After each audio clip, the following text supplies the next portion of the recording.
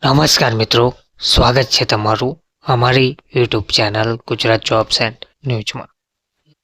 મિત્રો, આંગણવાડી તથા મધ્યાહન ભોજન યોજનાને લઈને મહત્વની અપડેટ સામે આવી રહી છે. Poor performance of Gujarat government ગુજરાતમાં સહાયક પોષણ યોજના ફેલ થઈ છે. 64 લાખ બાળકો લાભથી વંચિત રહ્યા છે. ગુજરાતમાં 16,045 આંગણવાડીઓની ઘટ હોવાની 37.33 લાખ બાળકો આંગણવાડીઓનો લાભ મેળવવાથી વંચિત રહ્યા હોવાનું મહિલા અને બાળ વિકાસ સેવાઓની યોજનાઓના અમલીકરણના ઓડિટ અંગેનો શુક્રવારે ગુજરાત વિધાનસભામાં રજૂ કરવામાં આવેલા અહેવાલમાં જણાવવામાં આવ્યું છે.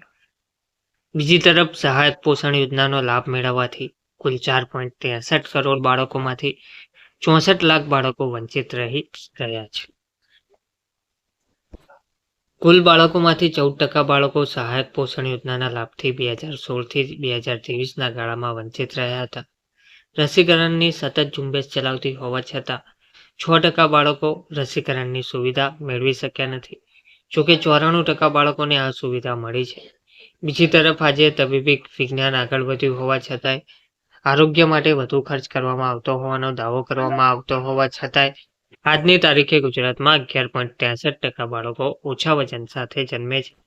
નેશનલ ન્યુટ્રિશન મિશનની માર્ગદર્શિકા મુજબ ઓછા વજનના બાળકોની સંખ્યામાં 2%નો વાર્ષિક ઘટાડો કરવાનો ટાર્ગેટની ગુજરાત નજીક પહોંચી શકતું નથી, પણ 0.5% કરતાં પણ ઓછો ઘટાડો કરવામાં સફળતા મેળવી છે. તેમજ નવજાત શિશુઓ અને તેની માતાઓને આપવામાં આવતી આરોગ્ય તપાસ અને સારવારની સુવિધા, રસીકરણની સુવિધા પણ ટાર્ગેટ કરતાં ઓછા લોકોને આપી શકાય છે. નવજાત શિશુઓ અને માતાઓને આઈએફએ ટેબ્લેટ્સની સારવાર આપવાના ટાર્ગેટ કરતાં ઓછા લોકોને આપી શકાઈ હતી. તેમજ ગુજરાતમાં કુલ 53,029 આંગણવાડીઓ સક્રિય છે. તેમાંથી 3,381 આંગણવાડીઓ સાવ જ ખુલ્લી જગ્યામાં ચાલી રહી હોવાનું જણાવવામાં આવ્યું છે. આવક વધતા ગુજરાતના અર્થતંત્રનું કદ અને ખર્ચ વધી રહ્યો હોવા છતાં 8,852 આંગણવાડીઓ સાવ જર્જરિત મકાનમાં ચાલતી હોવાનું તારણ કાઢ્યું છે.